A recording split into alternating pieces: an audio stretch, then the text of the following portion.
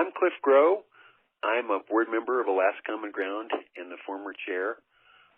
I have been researching since COVID-19 hit. I've spent some of my time doing that. The effects of COVID-19, both on our state, the state of Alaska's fiscal system, and also on its economy. So the other day on the phone, you told me that you had just finished giving 2 presentations about Alaska's economy after COVID-19. How would you describe the current state of Alaska's economy? Well, I think there are 3 answers. There's the super bad, the bad, and a few potential bright spots. Okay, can we get into that? Absolutely. The super bad includes oil and tourism. Oil has just gotten hit really hard, and tourism has been hammered as well. And I can walk through some details if you'd like, Cody. Yeah, that'd be great. Yeah. So to start out, oil is just being pummeled globally. COVID-19 has slashed demand, and thus prices to below $20 a barrel. The most recent prices I saw posted for yesterday for Alaska North Slope crude, and that's very low compared to what they have been in recent years. And some people thought sort of unimaginable or just really bad, really low. In addition to the problem that COVID-19 has created for demand, the real basic reason that way COVID-19, the coronavirus pandemic, has reduced oil prices, it's reduced demand. If people are not driving much, if they don't have jobs or have reduced hours of their jobs, or are afraid to go to coffee shops, restaurants, or theaters, or are ordered not to do so by the government, they're going to drive less. So that's really reduced demand for oil. And then what's even fallen even more as a percentage is flying. There are far fewer airplanes in the air now carrying passengers, and those that do carry passengers carry pretty few. So COVID-19 has put enormous downward pressure on demand for oil, and thus the prices for oil. Additionally, another very negative factor for oil prices right now is the price war that has been simultaneously waged by Russia and Saudi Arabia, so simultaneous with the COVID-19. And this price war is also driving down prices of oil. So you add that up, and prices have fallen to very low levels. Then there's a final twist on the global marketplace, which we saw last month, which is a combination of a lack of or shortage of physical storage for oil and a broken futures market temporarily, at least for one day, produced negative prices. Theoretically, the price of oil was negative. You were paid to take oil away and store it. And, Cody, I haven't talked to you for a while, and I know you're an entrepreneurial, young guy. You might have, bought a few swimming pools and, made a killing.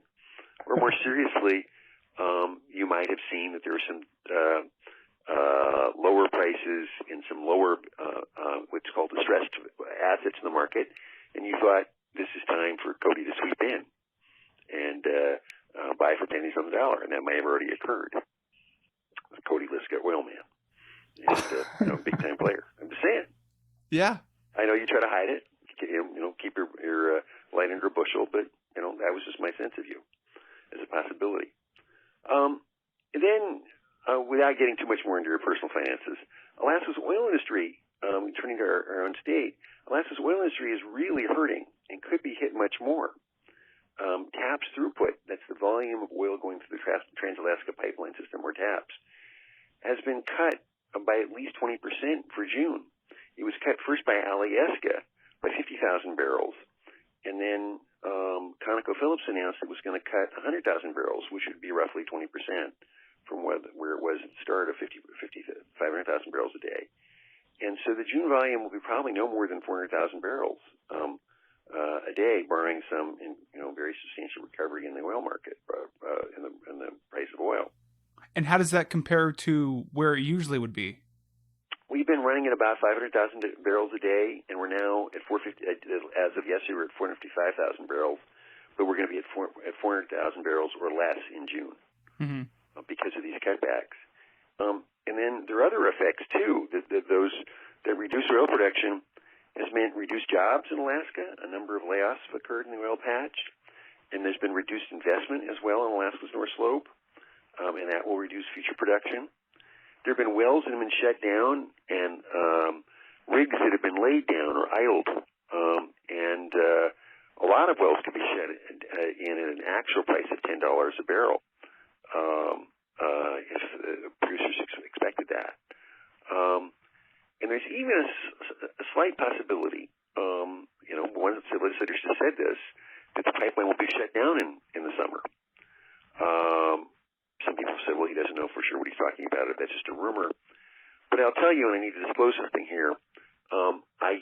I know Cody because, I do the podcast for free. You're thinking that, you've heard I put other public services for free. I do everything for free. I actually did get paid once as a lawyer, and more than once, but most recently and relevantly here, I was paid as a lawyer for a law firm that worked for the city of Valdez on administrative proceedings and litigation involving the Trans-Alaska Pipeline System's property tax, or the pipeline property tax, as it was called. And I know, and by virtue of that work, that the question of the pipeline continuing to flow is both an economic question and an engineering question. And it's an economic question. At some point, the price of oil would get so low that as I said, some wells on our slope would be shut in or shut down. The technical term would be shut in, and then maybe eventually the pipeline would shut down just because of low oil prices. But another factor that also might come into play at some point are some physical engineering issues. You can't run the pipeline like on 10 barrels of oil a day. You need a certain flow through it to make it work from an engineering standpoint for the flow. And that, at some point we might get more toward that as an engineering standpoint as well. But so far, that has not happened, and it would be a really big decision by the pipeline's owners to do that because it's be hard to start it up again, but also be hard to, particularly if you shut down wells, it'd be hard to start them up again as well. But like I said, the short-run effect of the COVID-19, especially when combined with the oil price war, has been to really hurt the Alaska oil industry. But there's some medium-term and long-term risks for Alaska oil and gas as well, Cody. There's, of course, the medium-term question of just how long will the demand stay down, right? How long was the short run? Will it stretch into what some people call more the medium term? And then there's a longer-term question of, will these lockdowns that we've experienced in Alaska and we've seen around the United States and around various parts of the world, will these lockdowns triggered by COVID-19 permanently increase telework, right? Like a lot of people, like you and I are talking on a Zoom call right now, Cody, we're not in the studio together. And I've been on various Zoom meetings, and I'm sure you have been. And a lot of people are doing more work more remotely and over the phone and over the internet, and not in physical meetings together or office spaces or office cubicles next to each other. And if that, maybe people get used to that, and they say, geez, I'm tired of all this commuting. I'd like to work at home. For some people whose jobs might allow that, and that would obviously tend to reduce the long-term demand for oil. And that would have a substantial, negative effect on the Alaska oil market. And that would be because transportation would be cut down, correct? Yeah, both flying and both driving and flying. There's a lot of people who fly a lot for work, and to go to business meetings or conferences or for their work, and that's been cut way down. And maybe both driving and flying are cut back by COVID-19, and people get used to that. That would have a long-term negative effect on oil prices and thus demand for Alaska oil. Those COVID-19 effects could also dovetail with concerns about climate change, which we're already working to accelerate, to cause a shift away from fossil fuels. And a shift away from fossil fuels might hurt Alaska oil particularly hard because Alaska oil tends to be more expensive. It's because, to produce anyway, because it's more remote. There's oil produced in Oklahoma and Kansas and Texas, Pennsylvania, or it's closer to the market.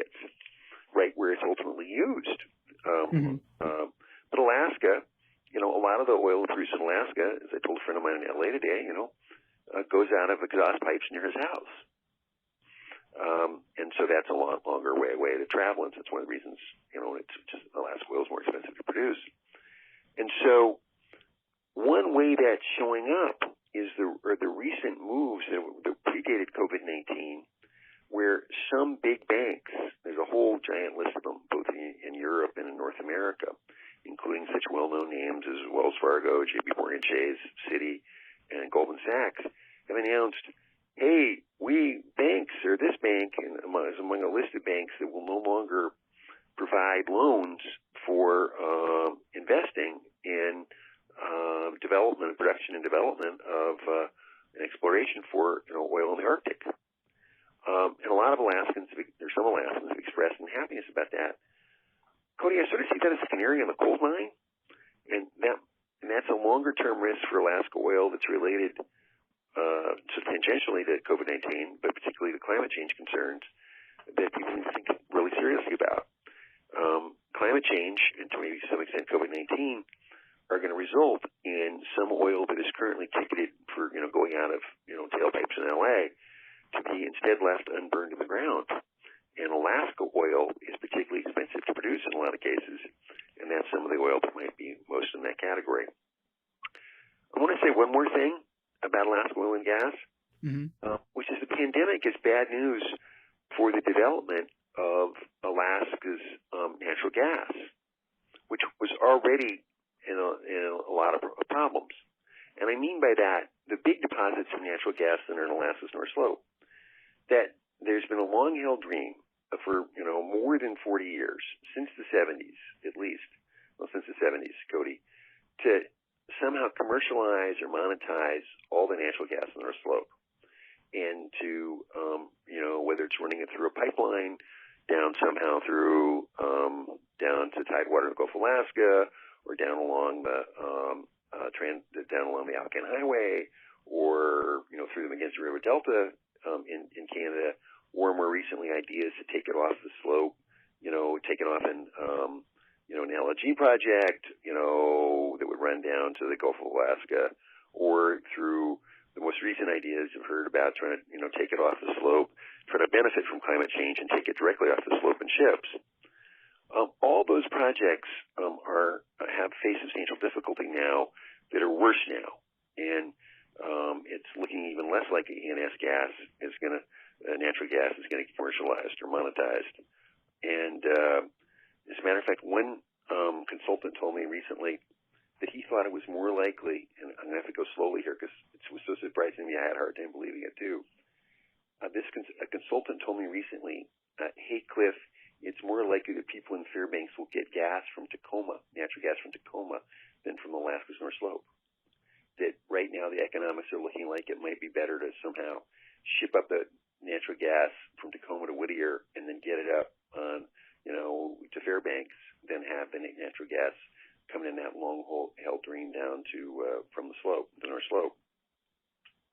So we'll see. Wow, that's pretty crazy. I was very surprised myself. I told my son when I heard that. My son, it's probably useful to point out, is 29 years old, and I said, Kevin, this is sort of like if you heard that your friend Rosie, who was a sprinter in high school, had just signed an NFL contract.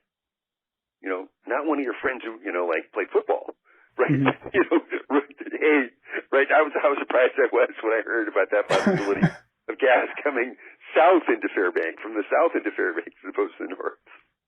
Because I've heard for decades about Alaska natural gas going down to Fairbanks and helping Fairbanks, and then going down to the, and then going to markets in, lower 48. And then obviously that does not seem real likely right now. And so currently the gas that is being used in Fairbanks is from Alaska. Is that what you're saying? Well, there's a dream that a lot of Fairbanks businesses have had for decades, that sort of large and cheaper amounts of natural gas would come from the North Slope into Fairbanks and help with the higher energy prices in Fairbanks, right? And so that was when we had pipelines, a lot of discussion of pipelines. They would often have an offtake point that would allow natural gas from the North Slope to go to Fairbanks before most of the gas, of course, went south to much bigger markets, right? But now the economics are such that it might even that it's looking, according to this consultant who's actually paid to look into this. He told me last month. I said, "Hey, Cliff, it's more likely the gas will come from the south to Fairbanks. Like I said, Tacoma, Whittier, Fairbanks, as opposed to North Slope to Fairbanks." And the other way I thought about it, that's not so strange, is my my son's friend who's a fast was a sprinter in high school playing in the NFL. I thought of there's a song called "The World Turned Upside Down," which is an old legend that was played by British forces when they surrendered at the end of the war, to the Americans at the end of the Revolutionary War. And that was what I just thought of, the world being turned upside down, that you have to have gas come from the south to Fairbanks, when there's been all this long-held dream for decades of having it come from the North Slope. But I'm saying that the world has been turned upside down in a number of ways, Cody, and that the idea that a business consultant can tell me that that's a likely possibility is one of them. How about tourism? How is that being affected? Tourism has been hammered as well. It's just been battered. Most tourists come into Alaska on cruise ships each year, and that varies. And I think it's like 80 or 90% in Southeast Alaska, and it's well over half of all the tourists that come into the whole state come by cruise ship. And well over 2/3 of the cruise ship sailings, carrying more than over half the passengers, well over half the passengers, have been canceled. And since I first started researching this and did a presentation on Monday, the announcement was made in today's paper that 2 more cruise lines have canceled Alaska trips. So that's why I say more than 2/3 of the sailings, the trips, carrying more than half the passengers have been canceled, and that's the main way tourists come to Alaska each year. And then when you ask about flying, like as I already said, people are afraid to fly as well. Mm-hmm. And there's just a lot fewer flights coming into Alaska, and a lot fewer passengers on them. So that's already cost a lot of jobs. It's really hard, particularly on communities that really depend on tourism a lot, like Skagway and Juneau. But it's reduces jobs in Anchorage as well, and hurts a lot of small businesses. I have heard reports that some long-established and small businesses in Alaska that cater to tourists are going to declare bankruptcy, and they have some of them I've heard reports of are trying to decide whether they're going to try to go all out for some sort of federal aid, a loan, a COVID-19 loan, or some other kind of aid that might still come from Congress, or not wait for that and declare bankruptcy instead. Mm-hmm. That's certainly true for some restaurants and bars too, I think, Cody. But I think that's also true for some tourism, more directly, official tourism-related tourism businesses. And I mean Alaska business. I don't mean the big cruise ship lines, right? Although they're in great trouble too. But I'm talking about the smaller Alaska businesses that get the tourists from the cruise ships when the cruise ship passengers arrive in Alaska. Mm-hmm. Well, I think it's a really tricky situation. I agree, and it's a sad thing that a lot of Alaskans are facing some hard times. And there's another, and one of the factors they think that you have to think about, Cody, is the long-term future for tourism in Alaska.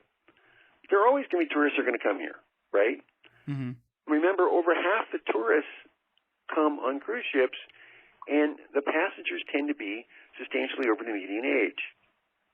And the age demographic that is most travels as tourists in Alaska on cruise ships are the age demographic that's most affected by COVID-19. Mm-hmm. That would be people, to put your final point on it, who are closer in age to me, a proud 66, than you, Cody, who I believe you're somewhat south of 40. So that's an important consideration for people to think about. They're trying to decide whether to keep their tourism business going. And, obviously we're all hoping for vaccine or for really successful treatments. But right now we don't have them yet. How about commercial fishing and state of Alaska investments? I saw that on one of your slides. Yeah, commercial fishing is harmed as well, although apparently not as bad as oil and tourism. A veteran player, a guy who was a CEO of a fishing company, a seafood processing company for a long time before he sold out some years ago, and so has a lot of contacts in the industry. He told me that Alaska seafood prices are down as much as 30%, and that appears to be a result of some factors that include much of Alaska seafood is consumed in restaurants. As you have noticed, Cody, the restaurant business is not doing great right now. Mm-hmm. For weeks, people haven't been able to go into them in Anchorage and a lot of other places around the country. And I have not looked at statistics, but I'm betting that a lot of people are not buying as much in takeout as they would right through dine-in. So that's a big problem for why prices are down. The realities of commercial fishing and seafood processing make distancing hard, and that makes supply difficult. I had in one summer, I will out myself, it was not really recently, in 1981, I did a couple of commercial fishing trips with a friend of mine. I was his deckhand on a fishing boat, a small fishing boat. And then I also had worked that same summer in a seafood processing line. That work is close work, particularly the seafood processing. A lot of the fishing, it can be too. And you have people coming in from around the country, maybe around the world, to do the work. And we've already had one case of COVID-19 caught in Cordova. Mm-hmm. It would be in a lot of the, as you know, probably know, commercial fishing and seafood processing tends to occur in small and remote communities in Alaska, where there are not very many medical facilities. And it's also really been difficult to fly in and out of now, particularly since Raven Air declared bankruptcy, and Alaska Airlines has cut back on its flights. So it's a tricky problem, and seafood processing companies are spending a lot of money to segregate and screen their workers, and that's how this case in Cordova was caught. But it's an expensive process, and it's a problem, and because you have both demand for seafood down, and you have especially the higher end seafood that brings in more profits, and you also have a supply problem where it's hard that COVID-19 makes it more difficult to get the work done safely. Is it surprising to you that all it takes for complete economic turmoil is for things to be closed for a month or longer? Our society and our economy are more fragile than we thought, Cody. That's a problem.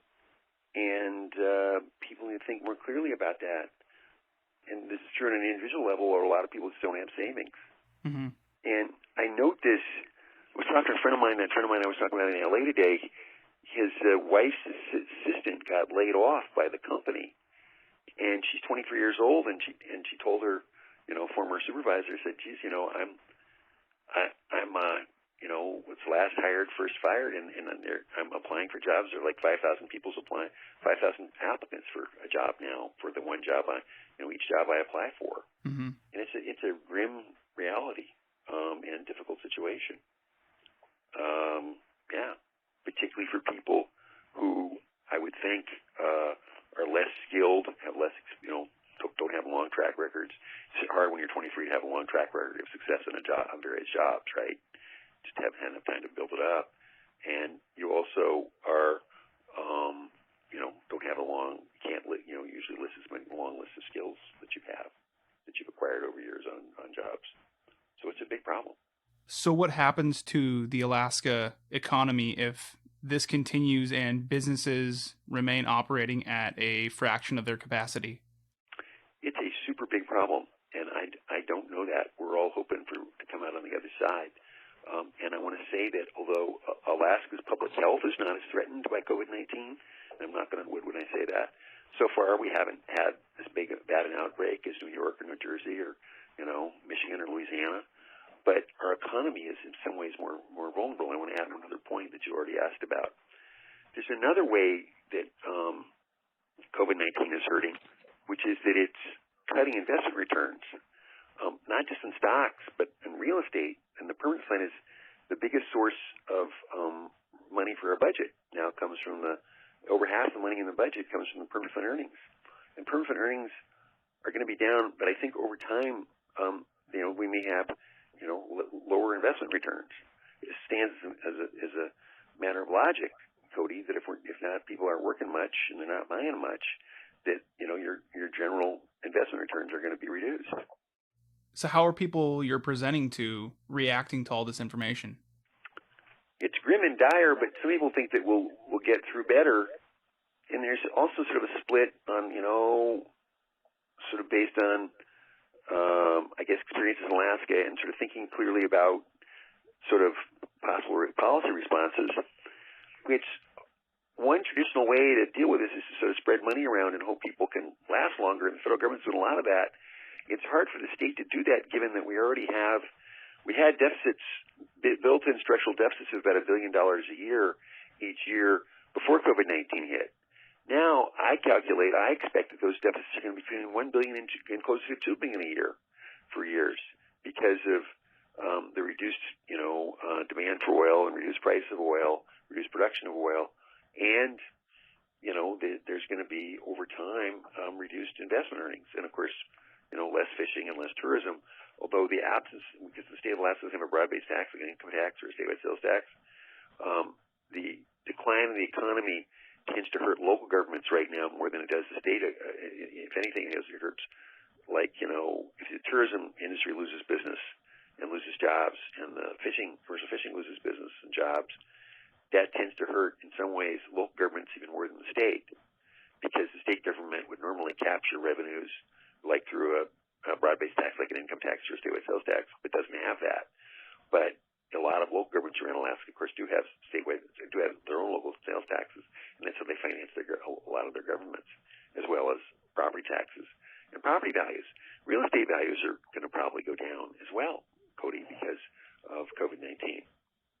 Because it's going to, I think there's going to be population effects here, and particularly the greatest population effects will be if the Alaska economy stays down, when the economy in the lower 48 picks up. And then I think you'll have a substantial outmigration if that occurs. I think you're not having too many people move around the country right now, right? Mm-hmm. But I think that if Alaska's economy suffers more than those of other states because of COVID-19, I think that will produce both reduced in-migration and substantially increased out-migration.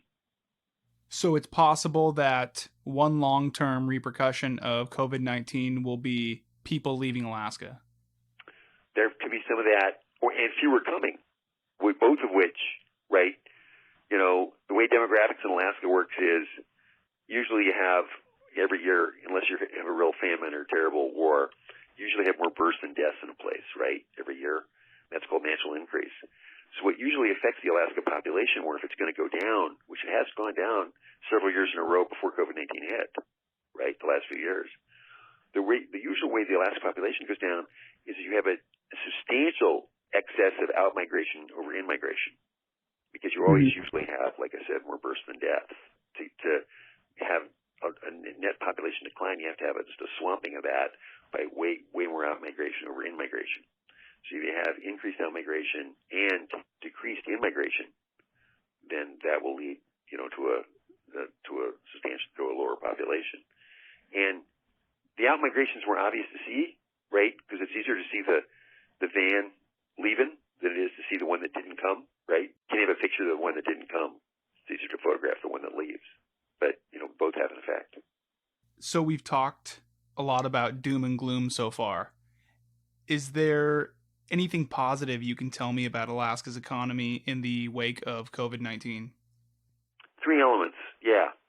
A few bright spots, potentially. One is mining. I think that there's going to be an attempt to try to bring some mining, to do some mining of essential so-called critical minerals more in Alaska, of some minerals that are now mined in places like China or Africa. And I think there might be federal subsidies for that. There's a lot of minerals around the state, Cody, in deposits. It's just that often they're not economic. They're like too far from the marketplace and not worth it to develop. Mm-hmm. Maybe there might be some federal subsidies to help bring the sort of international supply chain home. And that might be a positive economic effect for Alaska. I want to point out that in the absence of a broad-based tax, it's hard for the state of Alaska to make a lot of money on that because their taxes on mining are pretty low, the mining itself. And a lot of the people who might work in those mines, especially in remote areas, like 35 miles from Nome or so, will be people who live in Kansas or Florida today, or critically might even commute from Kansas or Florida, right? Like there are people who do that to work on the North Slope to develop in the oil patch. But there might be a increased mining, additional mining projects as a result of COVID-19 in Alaska. Additionally, there might be additional military spending, sort of partly on the same logic of like, hey, we got to defend ourselves against China, or protect ourselves more, and there might be additional military spending. And then finally, there's what's going on right now, and a lot of Alaskans hope for a lot more of, which is massive civilian aid, right? More loans, more grants. And so people have to think clearly about how that's going to work. And it's not clear it's going to get to everybody that might want it. Cliff, I think that does it for my questions. As always, thank you so much for talking with me. I feel like I'm a layman when it comes to this stuff, and you always do a really good job at boiling it down. So is there anything else you'd like to add? Alaskans need to think really clearly about the economy going forward, but also about how we're going to pay for critical elements, public services that our state government provides. The state government, the state of Alaska, provides most of the money that is used to pay for K-12 education in Alaska. The state of Alaska, of course, pays to maintain the road, the highways, right? And to provide a lot of other services in Alaska, including state troopers. And people need to think clearly about how we're going to pay for that, given the reduced oil production we already saw even before COVID-19 hit, which is even lower now, and of course it's being sold at much lower prices since COVID-19 hit, and that we already had a giant fiscal deficit, a built-in structural deficit of $1 billion or more each year, and now it's going to be looks like it's going to be closer to $2 billion each year, which is a lot in a budget that's more around $5 billion a year that has been cut very substantially in the last 6 years. So Alaskans need to think very clearly about those questions. That's my advice.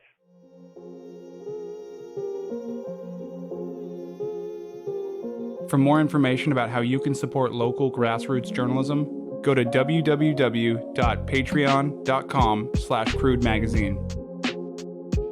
Thank you to Trina Duber, Seward Brewing Company, The Grind Coffee Shop in Juneau, Derek Adolph, Blue and Gold Board Shop, Sharon Liska, Alaska Surf Adventure, and Aquila Space for their support at the company man level. This conversation was written, hosted, and produced by me, Cody Liska, for Crude Magazine. Music was produced by Alcoda Beats.